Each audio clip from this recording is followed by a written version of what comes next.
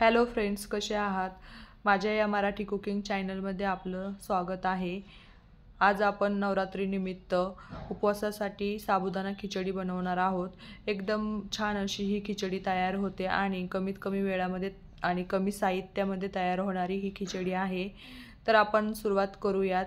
यामध्ये आपल्याला लागणारे जे साहित्य आहे तर ते मिरची असेल किंवा शेंगदाणे असेल किंवा साबुदाणा तांदूळ असेल, हे खूप कमी साहित्य आहे. तर आपण इथे 2 वाटी साबुदाणा तांदूळ घेणार आहे. आपण आपल्या प्रमाणानुसार घेऊ शकता. त्यानंतर हे जे तांदूळ आहेत तर स्वच्छ धुवून घेणार आहे. 2 पाणी काढून आपण तिसऱ्यांदा पाणी घेऊन ते पाणी भिजण्यासाठी ठेवणार आहे. 3 ते 4 तास आपण तांदूळ भिजण्यासाठी ठेवायचे आहेत. तांदूळ माझे भिजून आता रेडी झालेले आहेत. तर आता मी कढई गरम करून त्यामध्ये शेंगदाणे भाजण्यासाठी घेणार आहे. 2 वाटी तांदूळ होते, मी 1 वाटीच्या दरम्यान शेंगदाणे घेतलेले आहेत आणि ते मंद आचेवरती मी खरपूस असे भाजून घेणार आहे. आपण बघू शकता शेंगदाणा हातात घेतल्यानंतर साल निघत आहे, म्हणजे शेंगदाणे चांगले भाजलेले आहे. आता याचा आपण कूट करून घेऊयात. त्यानंतर एक कढई गरम करायला ठेवलेली आहे आणि त्यामध्ये मी 2 चमचे तेल टाकून घेतलेलं आहे. आत्ता आपण खिचडी बनवणार आहे, त्यामुळे इथे आपल्याला तेल वापरायचं असेल तर तेल वापरू शकता किंवा तुपातही आपण फोडणी देऊ शकता. तर मला इथे खिचडीमध्ये बटाटा आवडतो म्हणून मी बटाटा टाकणार आहे. बटाटे खिचडीमध्ये छानच लागतात. आपण पण एकदा नक्की ट्राय करा.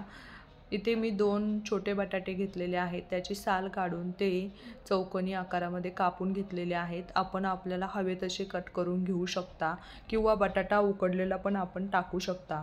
आता मी इथे तेलामध्ये बटाटा परतण्यासाठी टाकलेला आहे आणि थोडंसं मीठ पण टाकलं आहे, म्हणजे बटाटा जो आहे तर त्याला चांगली टेस्ट पण येईल. तर आपण हा जो बटाटा आहे तर तो एक मंद आचेवरती थोडंसं झाकण ठेवून शिजवून घेणार आहे आणि परतून पण घेणार आहे, म्हणजे तो आतमधून पण शिजला जाईल आणि वरतूनही छान असा परतला जाईल. बटाटा तुम्ही पाहू शकता शिजलेला आहे आणि परतलेला पण आहे. तर आता बटाटा आपण थोडासा साईडला करून घेऊयात आणि जी मिरची आहे तर ती मिरची मी बारीक वाटून घेतलेली आहे. आपल्याला हवं तसं तिखट या प्रमाणात आपण मिरची घेऊ शकता. आपण कापून पण मिरची वापरू शकता, परंतु मला आवडते म्हणून मी वाटून घेतलेली आहे. वाटून घेतली तर पूर्ण खिचडीला ती छान अशी लागते आणि टेस्ट पण मस्त येते. तर मिरची परतल्यानंतर आपण जे साबुदाणा तांदूळ भिजलेले आहेत तर ते यामध्ये मिक्स करणार आहोत. काही भागामध्ये जिरी आणि कोथिंबीर पण वापरली जाते, तर आपल्याला हवं असेल तर आपण जिरी पण फोडणीसाठी वापरू शकता. आमच्याकडे जिरी वापरली जात नाही उपवासामध्ये, तर त्यामुळे मी वापरलेली नाही आहे. इथे मी थोडे थोडे करून तांदूळ मिक्स करत आहे. हे साबुदाणा तांदूळ जे आहेत तर ते छान असे भिजलेले पण आहेत आणि मोकळे मोकळे पण झालेले आहेत. याची मऊसूद अशी खिचडी तयार होते. त्यासाठी आपण 3 ते 4 तास चांगले भिजवणे गरजेचे आहे आणि पाण्याचे प्रमाण पण योग्य असणं गरजेचं आहे.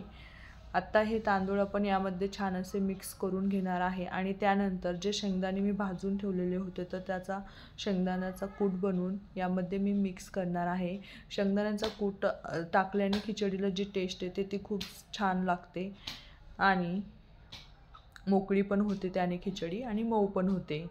तर आता आपण शेंगदाणे कूट मिक्स केल्यानंतर आपल्याला चवीप्रमाणे यामध्ये मीठ पण टाकायचं आहे. अगोदर मी थोडंसं मीठ टाकलेलं होतं, त्या प्रमाणानुसार मी आत्ता यामध्ये मीठ टाकलेलं आहे. आता थोडंसं झाकण ठेवून आपण मिक्स केल्यानंतर थोडंसं झाकण ठेवून शिजण्यासाठी ठेवणार आहे. थोडंसं झाकण ठेवल्याने खिचडी छान अशी परतली जाते आणि आतूनही एकदम मऊ शिजते. गॅसची फ्लेम मी बारीक करून ठेवलेली आहे.